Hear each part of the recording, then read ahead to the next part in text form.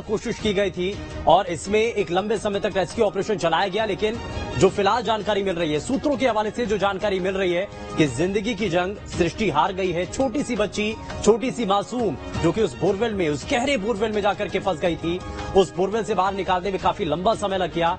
कई उसमें अलग अलग तरीके से कोशिश की गई सृष्टि को बाहर निकालने के लिए, लेकिन शायद वो सब कुछ नाकाफी रहा। उसमें शायद सिस्टम में थोड़ा सा देरी हो गई जिंदगी को बचाने के लिए, सृष्टि को बचाने के लिए। और ये रेस्क्यू ऑपरेशन के बाद एक लंबे समय तक चलता है, कोशिशें लगातार होती हैं, लेकिन लंबे समय तक चलने वाले इस रेस्क्यू ऑपरेशन के बाद भी सृष्टि को बाहर तो निकाल लिया गया, लेकिन उसकी जिंदगी को नहीं बचाया जा सका है। सूत्रों के हवाले से फिलहाल ये जानकारी मिल रही है। हालांकि आधिकारिक रूप से अभी तक इसकी पुष्टि नहीं हुई है, लेकिन सूत्रों के हवाले से ये जानकारी जरूर सामने आ रही है। तो बोरवेल में फंस गई थी 155 फीट नीचे, उस गहराई में, उतनी गहराई में जाकर के वो बच्ची फंस गई थी, जिसको बाहर निकालने के लिए एक लंबा समय लगा। कई तरीके के प्रयास किए गए, कई तरीके की कोशिशें की गई। उसमें हुक सिस्टम के जरिए, हुक मेथड के जरिए उसको बाहर निकालने के लिए प्रयास किया गया था, लेकिन उसके बावजूद भी बच्ची को बाहर निकालने में सफलता तो मिली, लेकिन उसकी जिंदगी नहीं बचाई जा सकी है। जितेंद्र का जरा वापस से रुख कर लेते हैं। जितेंद्र, ये सूत्रों के हवाले से जानकारी जरूर मिल रही है, लेकिन आधिकारिक इस पर अभी तक स्थिति स्पष्ट नहीं हो पाई है। कुछ सामने आ रहा है, अधिकारी इस पर क्या कह रहे हैं? प्रशासन की तरफ से कुछ साफ किया जा रहा है क्या? हार्ड रॉक है, आप खुदाई नहीं कर पाएंगे, तो पहले इंडियन आर्मी को क्यों नहीं बुला लिया गया?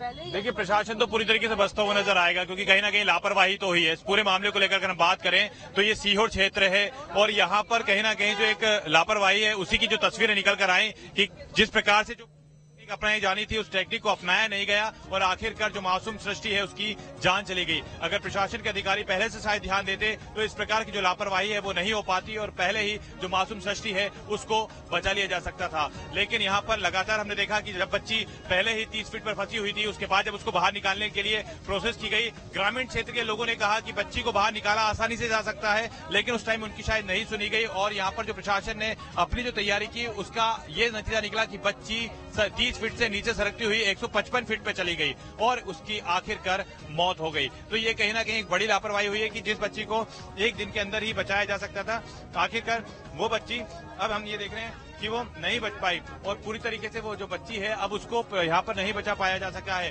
तो ये एक लापरवाही है। और जो बच्चियां हैं वो यहाँ पर पूरी तरीके से हम देख रहे हैं कि किस तरह से जो अंदर का जो मेडिकल बुलेटिन एक जारी होना है वो अभी तक जारी नहीं हो पाया है, और यही वजह है कि अब इसमें बताया क्या जा सके, प्रशासन की जो लापरवाही है वो उसमें बताया क्या जा सके। तो इस तरह से यहाँ पर तमाम जो लोग हैं उनको बाहर कर दिया गया है। देख सकते हैं जो पूरा गेट है उसको बंद कर दिया गया है, जो फोर्स है वो लगा दी गई है, किसी को भी अब अंदर जाने की परमिशन नहीं दी जा रही है। तो ये तस्वीरें बता रही हैं कि किस प्रकार से एक जो बड़ी लापरवाही हुई है एक बच्ची को बचाने के लिए, वो कहीं ना कहीं उसमें प्रशासन पूरी तरीके से सही कदम नहीं उठा पाया।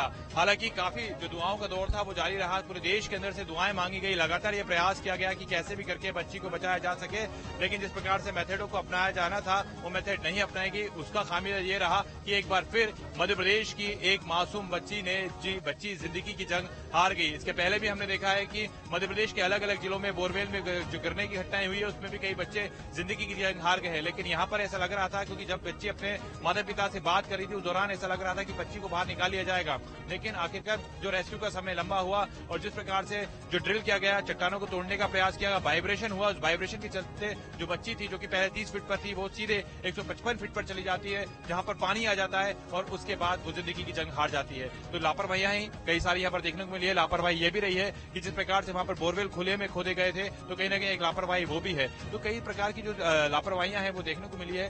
हालांकि अब यहाँ पर अंदर एक आधिकारिक जो पुष्टि है वो भी है होना बाकी है, क्योंकि जिस प्रकार से अंदर जो माहौल है, क्योंकि बताया जा रहा है कि उसका मेडिकल बुलेटिन के लिए उसको जो चेकअप के लिए ले जाया जाना था उसको वहां पर नहीं लेकर जाने दिया गया है, उसको दूसरे रास्ते से लेकर गया है, और चूंकि अंदर किसी को जाने नहीं दिया जा रहा है, तो ये अपने आप में इस समय की जो बड़ी खबरें हैं वो हो जाती हैं कि जो सृष्टि है, जो मासूम बच्ची है, वो